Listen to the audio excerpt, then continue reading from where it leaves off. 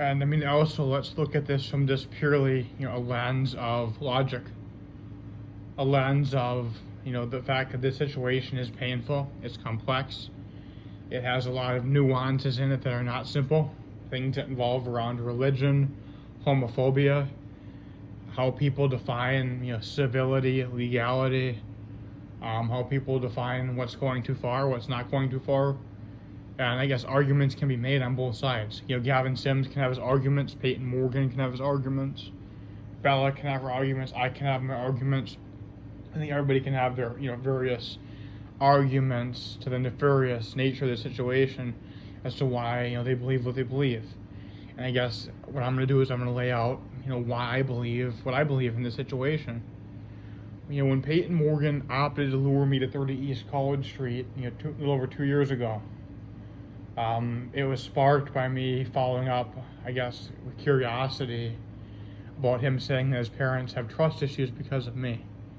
Naturally, one inquires if that might mean that we're related somehow, that, me, per nature, inflares a painful past or a situation in the family. That's not a way to try to end a friendship or a romance by saying trust issues. That usually indicates, a bastard child, pertinent to context, right? It's a very logical, surmisal.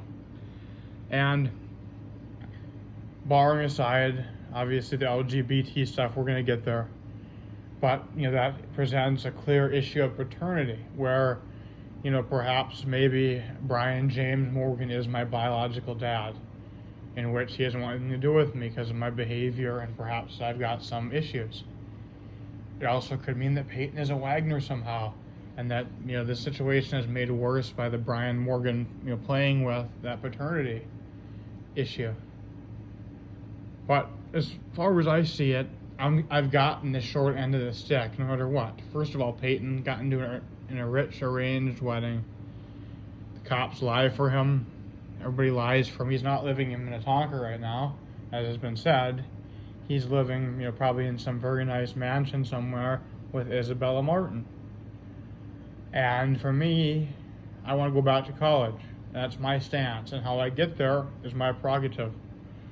Payton, Bella, Gavin never really considered my feelings, my liberty, my safety, quelling my anxieties. So for me, I can use that as a tool. Making Bella anxious will get me into college quicker, and as a guaranteed possible imminent improvement to my life, I'll do it. I'll make her a damsel in distress. I'll scare the crap out of her. So then Payton will say to the powers that be, regardless if it's Brian and Kate, if it's, the government, if it's my mom and other people, just get him back into college. My wife's scared. We messed Ian up. Ian messed us up. Let's get it over with and done. Same thing as scaring Payton, scaring Gavin. Eventually, people reach a breaking point where they say, you know what, we've all done enough. Give him something healthy to move on to and use his mental acuity on. Additionally, I'll say that part of being, the butt end of homophobia, getting the worst possible outcome, the most cold and inhumane, and denying closure, I also believe that why would a logical guy like me want to court hardship when, given everything that's been done to me, I can masterfully use everything that's been done to me to get sympathy and empathy and, I guess, extended graces from people, from the masses because of it. And I don't know anybody who'd want to court unnecessary hardship if they don't have to. And I don't want to court unnecessary hardship. I don't have to. I can use this to my ends.